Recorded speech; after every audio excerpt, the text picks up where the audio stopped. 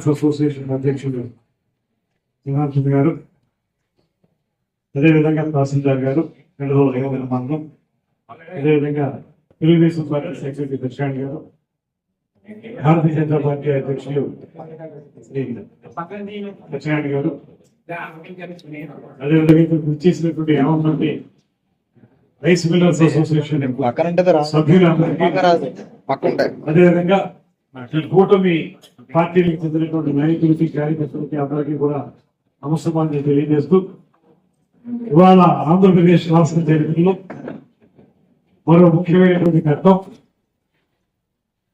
అధికారంలోకి వచ్చి ఇంకా 4 రోజులైందంటే ఈ 4 రోజుల్లోనే ప్రభుత్వ ఖజానా మీద ఆర్థిక భారం విపరీతంగా పడుతున్నప్పటికీ కూడా ఎన్నికల సమయంలో ఏ హామీ అయితే ఇచ్చారో ఆ హామీ మేరకు రాష్ట్రంలో ఉన్నటువంటి పెన్షన్దారులకి, అది విధవ పెన్షన్ కానివ్వండి, వృద్ధాప్య పెన్షన్ కానివ్వండి, వాటిని 3,000 నుంచి 4,000 పెంచడం మాత్రమే కాకుండా ఏప్రిల్ నెలలో అనౌన్స్ చేశారు కనుక ఏప్రిల్, మే, జూన్ నెలలకు సంబంధించి మరో 3,000 కలిపి 7,000 రూపాయలని మొన్న 1వ తారీఖునే 99% డిస్ట్రిబ్యూట్ చేసినటువంటి సందర్భాన్ని గుర్తు చేస్తాం. అదేవిధంగా ఆ తర్వాత ఎవరైతే గత ప్రభుత్వంలో ధాన్యం అప్పటికి రైతు భరోసా కేంద్రాలుగా ఉన్నటువంటి వాటికి ధాన్యాన్ని విక్రయించారో దాని డబ్బు బ్యాంకుల్లో పడవలసిన సమయం గత ప్రభుత్వ హయాంలో ఉండగానే వాళ్ళు చేయకుండా చేతులు దులుపుకుని వెళ్ళిపోతే ఈ ప్రభుత్వం అధికారంలోకి వచ్చిన వెంటనే ఇవాళ ప్రమాదమి రాష్ట్రంలో 1,600 కోట్ల రూపాయలు బకాయిల్ని నెమ్మదిగా తీర్చి 2 విడతలుగా ఇంకా కొద్దిపాటి మాత్రమే ఇవ్వాల్సి ఉంది, అది కూడా ఇచ్చేసేటువంటి కార్యక్రమాన్ని చేపట్టడం మరొక ఎత్తు అయితే, దాంతో పాటు ఇవాళ కొత్తగా ఏదైతే నిత్యావసర వస్తువుల్ని ప్రజలకు అందుబాటులోకి తీసుకోవాలనే ఆలోచన ముఖ్యమంత్రి గారు, సుదీర్ఘ పరిపాలనా అనుభవం ఉన్నటువంటి ముఖ్యమంత్రి గారు, సమర్థవంతమైనటువంటి పరిపాలనా దక్షుడిగా పేరు పొందినటువంటి ముఖ్యమంత్రి చంద్రబాబు నాయుడు గారు పూర్తిగా ఆలోచించి ఒక పక్కన, అదేవిధంగా ప్రజలకు మంచి చేయాలనేటువంటి లక్ష్యంతో అధికారంలోకి వచ్చినటువంటి ఉప ముఖ్యమంత్రి పవన్ కళ్యాణ్ గారు, అదేవిధంగా భారతీయ జనతా పార్టీ నాయకులు, వీరందరూ కలిసి కేవలం సంక్షేమం పేరుతో ఏదో పట్టణంలో ఒకటి లాంటి కార్యక్రమాలు కాకుండా ఒక పక్కన సంక్షేమాన్ని, మరో పక్కన అభివృద్ధిని, రెండింటినీ కూడా సమపాలనలో నగరించి ప్రజలకు అందించాలనేటువంటి తపన, లక్ష్యం కనపడుతున్నటువంటి నేపథ్యంలో అన్నతి కాలంలోనే అధికారంలోకి వచ్చిన అన్నతి కాలంలోనే పెద్ద పెద్ద కార్యక్రమాలు చేపట్టడంతో పాటు ఇవాళ నిత్యావసర వస్తువులైనటువంటి బియ్యం, కందిపప్పు, వీటి మీద పౌర సరఫరాల శాఖ మంత్రి శ్రీ నాదెండ్ల మనోహర్ గారు చాలా ఎక్సర్సైజ్ చేసి రైతు బజార్లలో ఖచ్చితంగా ప్రతి రైతు బజార్లో కూడా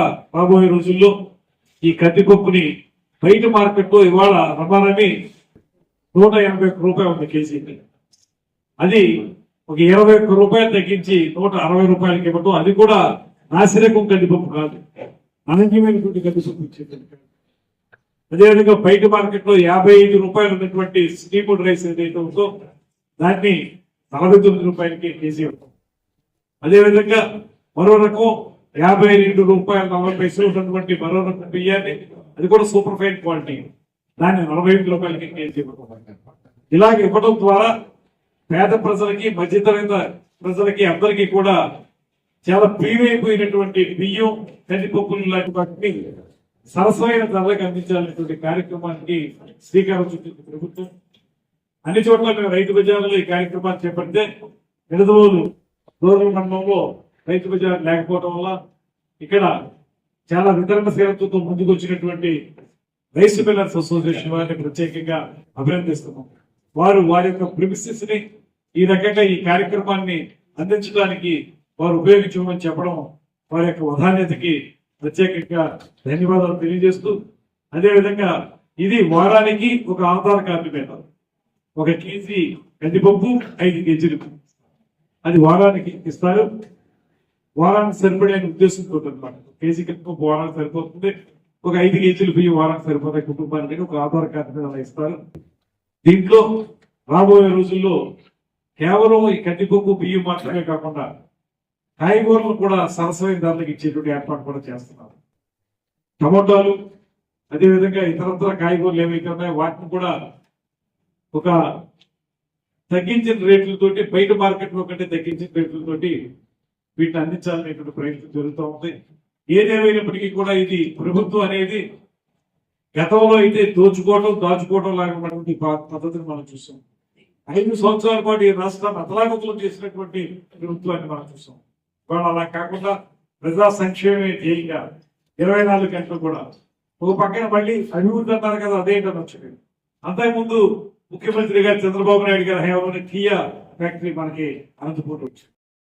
వాహనాలకు సంబంధించిన వారితో మాట్లాడుతున్నారు, వాళ్ళతో కూడా మాట్లాడి అదొక ఫ్యాక్టరీ తీసుకురావడానికి కూడా ప్రయత్నం చేస్తారు.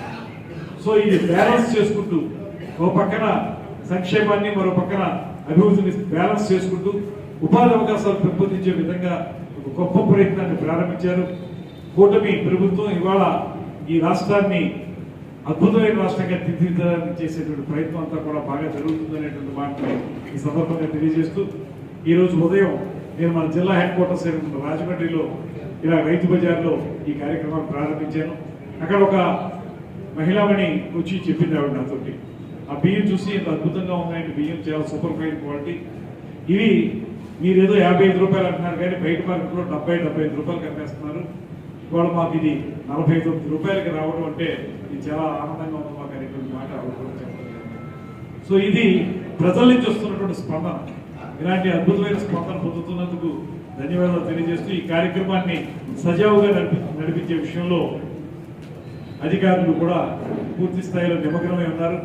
అదేవిధంగా మీ అందరికీ తెలుసు శాండ్ విషయంలో ఇప్పటి వరకు మనకి తెలిసి శాండ్ అనేది చాలా మనకి అందరి ద్రాక్షగా మిగిలిపోయినటువంటి సందర్భాన్ని మనం చూసాం. 5 సంవత్సరాల పాటు భవన నిర్మాణ కార్మికులు పొట్ట పోసుకోవడానికి వీలు లేకుండా వాళ్ళకి పొట్ట మీద కొట్టి వస్తుండేలా చేసినటువంటి ప్రయత్నాన్ని కూడా మనం చూసాం. సామాన్య మానవుడు ఎవరైనా సరే ఇల్లు కట్టుకోవాలంటే ఇసుక లేనటువంటి సందర్భాన్ని చూసాం. వాళ్ళు మళ్ళీ ఈ ప్రభుత్వ అధికారంలోకి వచ్చిన వెంటనే ఉచిత ఇసుక, అది కూడా ఎక్కడా కూడా మీరు ₹1 పక్కలేదు. మీరు కట్టేటువంటి ట్రాన్స్పోర్టేషన్కి అయ్యేటువంటి డబ్బులు కూడా అవి డిజిటల్ ట్రాన్సాక్షన్ ద్వారా చేసుకోవచ్చు. క్యాష్ అండ్ క్యారీ విధానం లేదు. వైఎస్ఆర్ ప్రభుత్వానికి అయితే అంత క్యాష్ అండ్ క్యారీ, ఎందుకంటే ఆ డబ్బు ఎక్కడికి వెళ్ళాలో అక్కడికి వెళ్ళిపోతుంది కనుక. ఇక్కడ అలా కాకుండా డిజిటల్ ట్రాన్సాక్షన్ జరుగుతుంది, పూర్తి పారదర్శకతతో జరుగుతుంది. దీంట్లో కూడా ఒక ప్లాన్ పట్టుకెళ్ళి మనం దీనికి ఇంత కావాలి అని అడిగితే దాని ప్రకారం రోజుకి 20 టన్నులు అంటే 20 టన్నులు ఇసుకని ఇవ్వడానికి ఆ ప్లాన్ ప్రకారం ఇస్తారు. అది కూడా ఏ ఒక్క రూపాయి తీసుకోకుండా ట్రాన్స్పోర్టేషన్ మాత్రమే. కొన్ని చోట్ల అయితే అంటే మన దగ్గర చాలా ఇసుక ఉండిపోయింది, ఇక్కడ గతంలో ఉన్న ఇసుక ఇక్కడ ఉంది. కొన్ని నియోజకవర్గాల్లో కొత్తగా ఇసుక ఎక్స్కవేట్ చేయవలసి ఉంది. ఎక్స్కవేట్ చేయడానికి అయ్యేటువంటి ఛార్జీలు ప్లస్ ట్రాన్స్పోర్టేషన్ అది 420, 270 అంతే కదా, 270.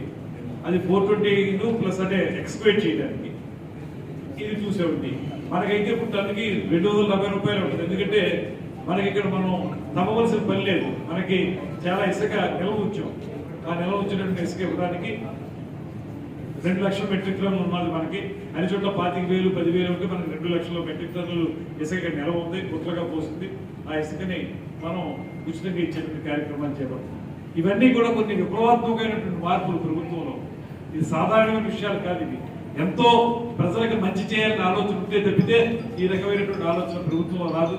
ముఖ్యమంత్రి గారు కూడా చాలా అద్భుతంగా ఆలోచించి పనులన్నీ కూడా అమలు చేస్తున్నారు. రాబోయే రోజుల్లో ఏవైతే ఎన్నికల సమయంలో హామీలు ఇచ్చామో ఆ హామీలన్నింటినీ ఒక్కొక్కటిగా మేము అమలు చేస్తాం.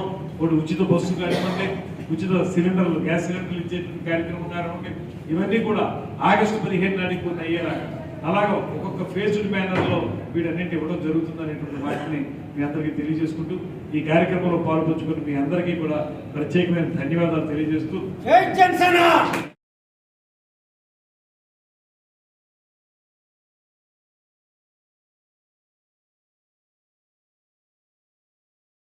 రైస్ మిల్లర్లో మీరు కాస్త చెయ్యి సాగిన మనుషులు కనుక మీరు కాస్త అభివృద్ధిలో మీరు కూడా భాగస్వామ్యం కండి. గతంలో అయితే జన్మభూమి అని ఉండి కొంత పర్సంటేజ్ స్థానికులు ఇస్తే కొంత ప్రభుత్వం వేసి కార్యక్రమాలు చేసేవారు.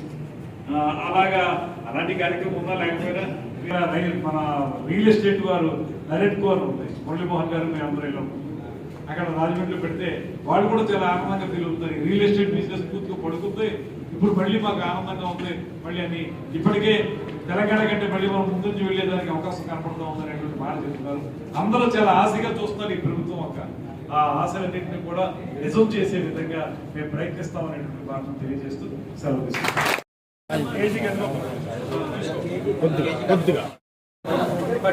సార్ కొద్దిగా